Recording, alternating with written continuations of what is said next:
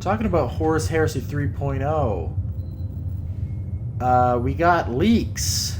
Leaks have occurred for the new edition. Somebody's got their hands on that book, and they are sharing photos on the internet. I was up late last night reading a bunch of them. I wish it hadn't come out right when I was supposed to go to bed, because I was pretty tired. But anyways, yeah, so we got leaks, and I've got to see a lot of stuff, and I gotta say, there's so much random bloat added, but so much great streamlining that's done in the right places at the same time.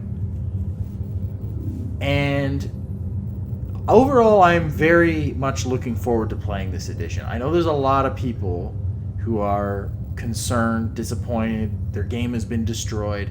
And again, I've said in the last video, it's okay to be upset with changes, because like, we spend a lot of time with these miniatures. You sit and build them, paint them. You know, they got stories. You've made stories with every single one of these miniatures, even if it's on your own head, just painting them. And so you get an attachment, and I understand why people get upset about it. And there's some changes that I'm not particularly keen on, but overall, I'm pretty excited about it. I think we're gonna have a lot of fun. So here's some optimism for you. But let's just talk about, because there's plenty of videos out there already at this point. Blackbriar Gaming is a great channel if you check him out. Horus Heresy was a YouTube channel before. I wonder where he's at, because I haven't seen him for a while. But I'd recommend, if you ever want to watch some of his videos from before, for 2.0, he had great content. Also, Heresy Hammer is a cool channel that's been covering a lot of the leaks and the new articles. I recommend. Another one, Lost Legions Podcast. They're great as well. Talking about Horus Heresy, they have some good stuff. So I don't really want to dive into all of the details of the leaks. If you want to read them, you got to find them yourself. I don't know, it's not really something I feel comfortable sharing in my description, but I will talk about some things here and there, mostly from the perspective of what I was concerned about personally, what I know some of my fellow Praetors from our game group were concerned about as well.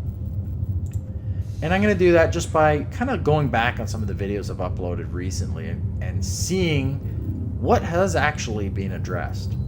So, firstly, I did a video about house rules, commonly used house rules, and I had my own list of house rules. And those were things like Dreadnots. 1 Dreadnought per 1,000 points in your army. A lot of people were playing with this generally.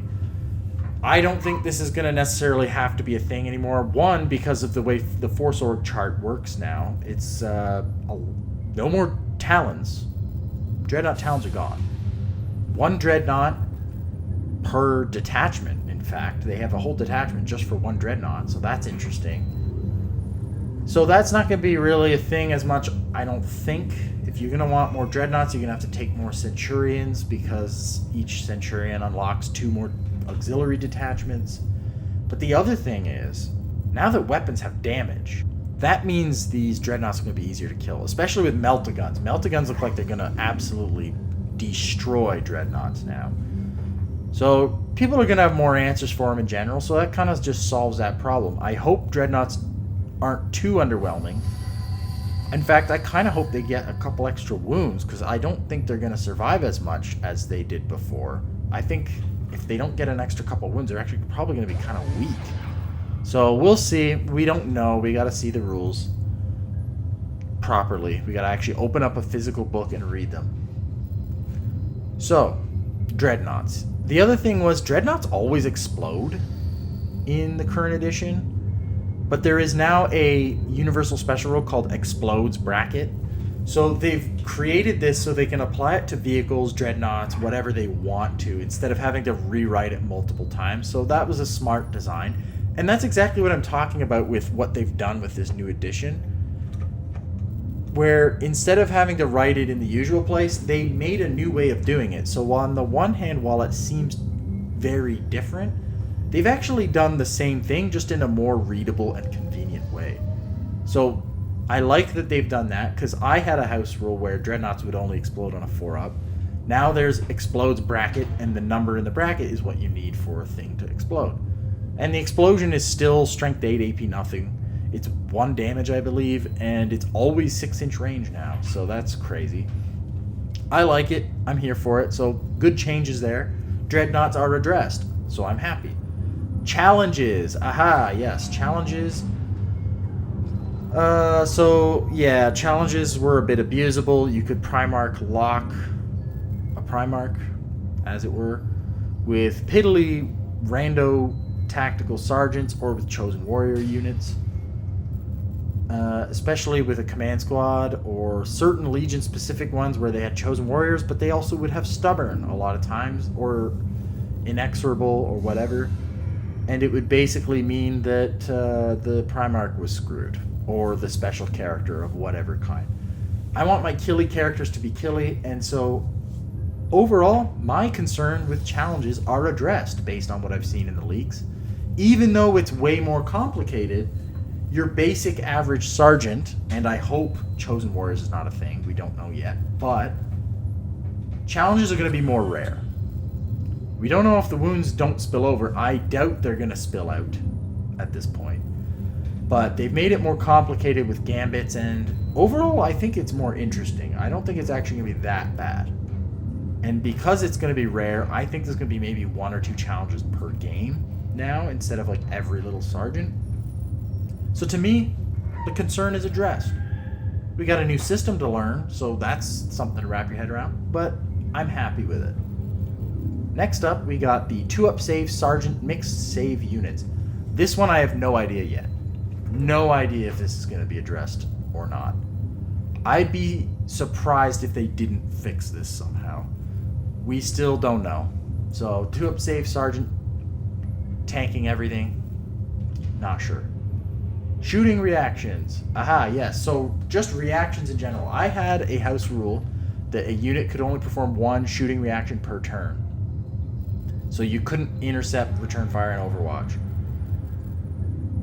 And they seem to have addressed this, because now instead of having 1 reaction per phase, you have 1 reaction per turn to use across any of the 3 phases. And depending on the points level that you're playing at, you can get a bonus reaction.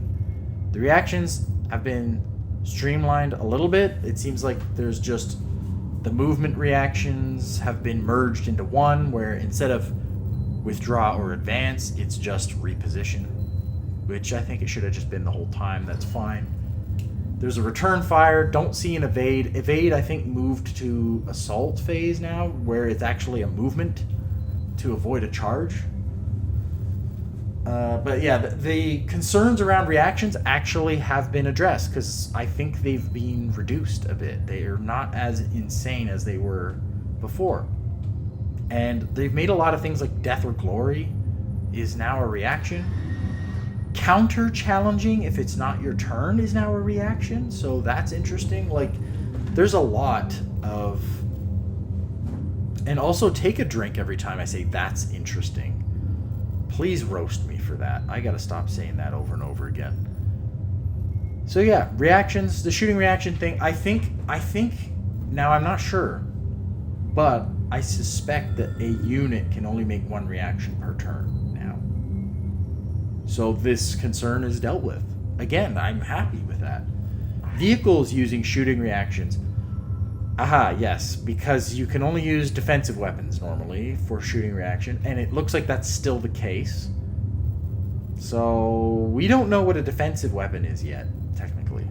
I'm assuming it'll be something similar to what it is now, but, you know, it's something I can live with. I'm not that worried, especially because reactions are a bit more watered down.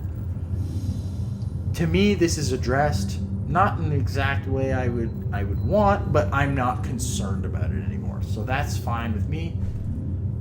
Damaging fortifications, well, we'll see. I guess actually, you know what? That is addressed, because they've changed the entire vehicle damage table, which is something I'm going to go into later. But I imagine it's going to be the same system for buildings. So actually, because my concern before was fortifications were just death traps. Like, why would you put your unit in a bunker when it's a death trap? It was so punishing.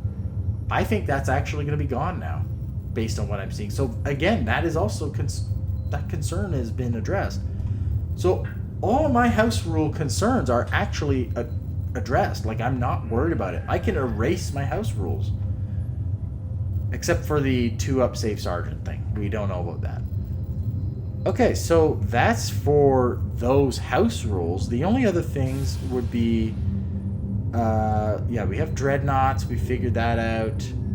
Brutal is not going to be a thing anymore, and neither is instant death, because we have a damage statistic, which I am saying hallelujah to that. I actually am really happy with that, because I'm trying to organize events. I'm coming up with idea for having like your strike cruiser or your cruiser in orbit that's giving you like orbital support, and I was trying to make the weapons that it drops like useful but not too useful, because you don't want it to take over the game.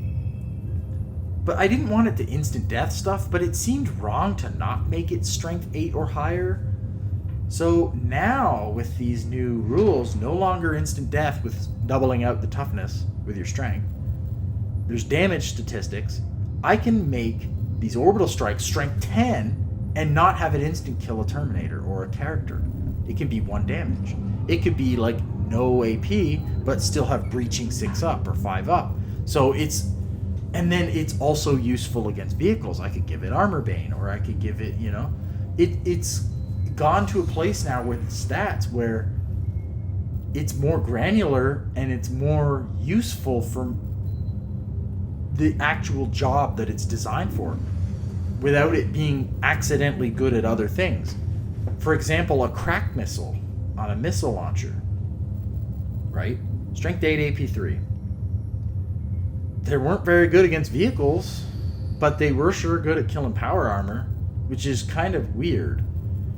But now with these new rules, you could make the crack missile something like 48-inch range, 1 shot, strength. You could even make it like strength 8 or 9 if you wanted to. Probably 8 still, because the last cannon's 9. We know that for sure.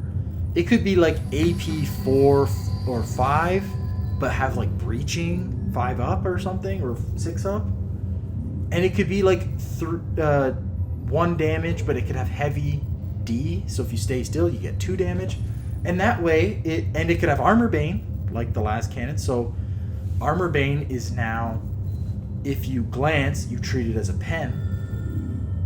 So you could do anything. You could actually make the crack missile good at killing vehicles without it being good at killing Space Marines. That's, to me, a real big win with this new edition. I'm happy about that. So Brutal's gone because we have damage. We don't have instant death anymore. I'm loving that. Honestly, I love a lot of these changes. I have a video about vehicles. I was talking about what will happen to vehicles. That was one of the big doozies. So they've changed the damage table, but they still have a damage table. I think there's still going to be armor values, like different vehicle facings.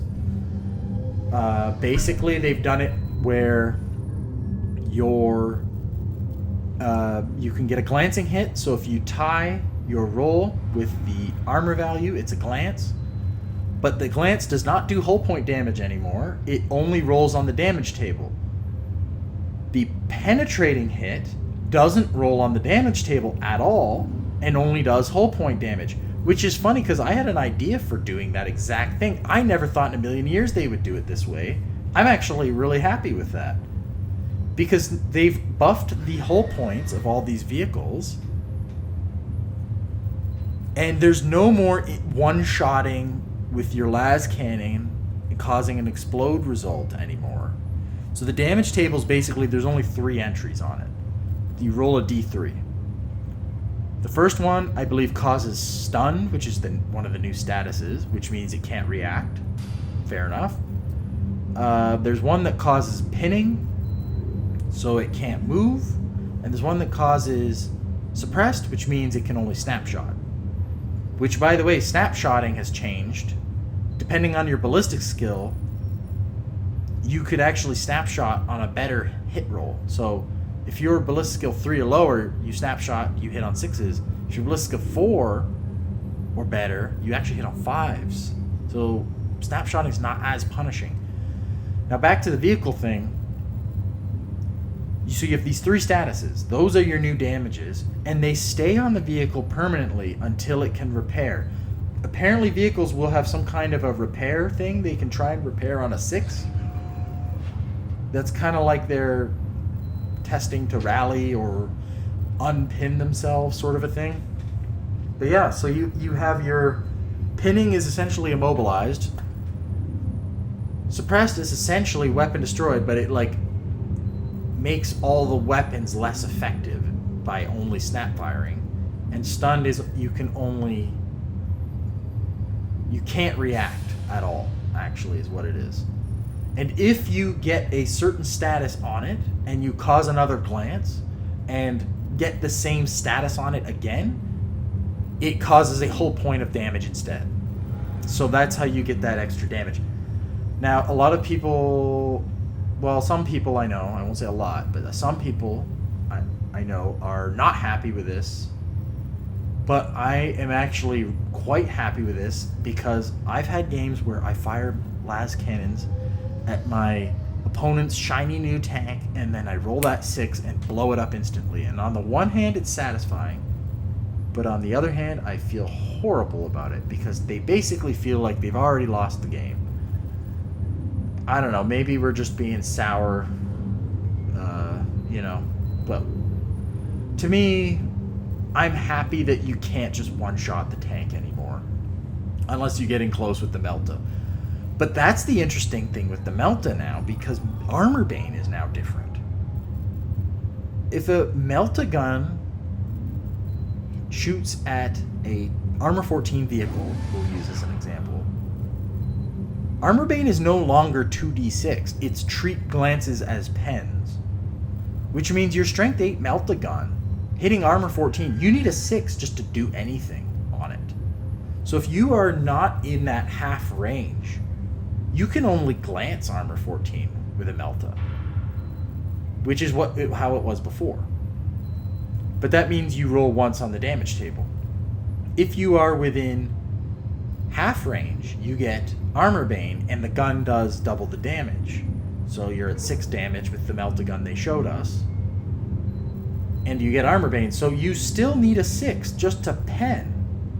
So it's still only a 1 in 6 chance. So if you have like a 10-man Melta squad, support squad, you got to roll to hit. You're getting maybe, well, hitting on 3s, that's like 7 hits, we'll say. How many 6s can you roll out of 7 dice? Maybe 1 or maybe 2 if you're lucky, on average. Which means you're going to do 12 damage if you do get those 2, which will probably kill most vehicles. But that's 10 Melta guns. How expensive of a squad is that? So the Melta guns, I think, are going to be great at killing Dreads. They're going to still be good at killing Terminators. But in terms of like the high armored vehicles, you're going to have to get lucky and get those 6s, which is interesting. So that's what we're looking at with vehicles. Overall, I'm quite happy with it. There is a repair roll they can do to try and remove these statuses. And there's, of course, Battlesmith, so it'll enhance the repair roll. There's some kind of a rule called auto repair, which is a system built into the tank that makes that repair roll work more easily. I imagine Iron Hands are going to have access to that more. So my concerns with vehicles, they didn't turn it into 40k. We still have armor facings. We still have different armor values. We still have glancing hits and penning hits. We still have damage table. We don't have one-shotting with a las cannon anymore. And I think things like Earthshaker cannons, battle cannons, demolisher cannons, Medusas, they can actually be useful. If a Basilisk with the Earthshaker is strength 9, it could be not AP, it could be AP nothing for all I know, and maybe it'll be like AP 5 or 6. Right? So it's not great against power armor, but it could still do damage. If it's damage like 3 or 2 or whatever, it could do damage to vehicles still. So again, you can have it be what it should be without it just blasting through power armor and Terminator armor. So it's a win. I'm happy with vehicle stuff. It's fine. Weapon changes look good. Now, one of my concerns, weapon skill chart. I was hoping that they would make this less good defensively. I want it to still be good offensively, but not as good defensively. From what I'm understanding, based on the leaks, it is not changing at all. We won't know till we get our hands on the book, or if there's another leak, I suppose. But my concern about the weapon skill chart has not been addressed. That's still staying the same, which is kind of unfortunate, but it's something I can live with. Especially now Dreadnots are kind of not going to be as insane as they were before. I think this is very much something I can live with. It's fine in the greater context of everything. And those are all my main videos. I did talk about Xenos factions and Horus Heresy. I mean, that was just kind of a fun idea one. I get that people want it to be about the Imperium, about the Horus Heresy. There's an idea for where GW could go if they wanted to cover like the Great Crusade or something, but I'm absolutely not concerned about that. If I want to have a narrative event where we're doing Great Crusade stuff, we can write orcs in, we could write Eldar in, we can write in whatever Xenos we want to. We're creative people, we'll have fun with it. So I'm not worried about that whatsoever. So that's pretty much it. I'm going to end the video here. We're 21 minutes in, so those are my concerns are addressed. I'm excited for the new edition. I think it's going to be a lot of fun. We're going to have to get our heads wrapped around that Force Org chart, though. That's going to be an interesting one. Overall, I know a lot of people are talking about the Force Org chart. After I said I'm going to end the video, and now I'm talking about this. But it's fine. A lot of people are concerned about the Force Org stuff. I'm not, because at the end of the day, we're still getting our miniatures on the table. Like, they're not going to stop you from taking your army. It's fine. So to me, it's not really a big issue. I just don't want them to make it absolutely unlimited, take whatever you want, free for all, and they haven't done that, so that means I'm not concerned about it. So to me, it's a win overall. The very last thing I'll mention, they've changed flyers quite a bit. Instead of placing them on the table and they have the 90-degree turn and they have the minimum speed and the max speed, all of that is gone.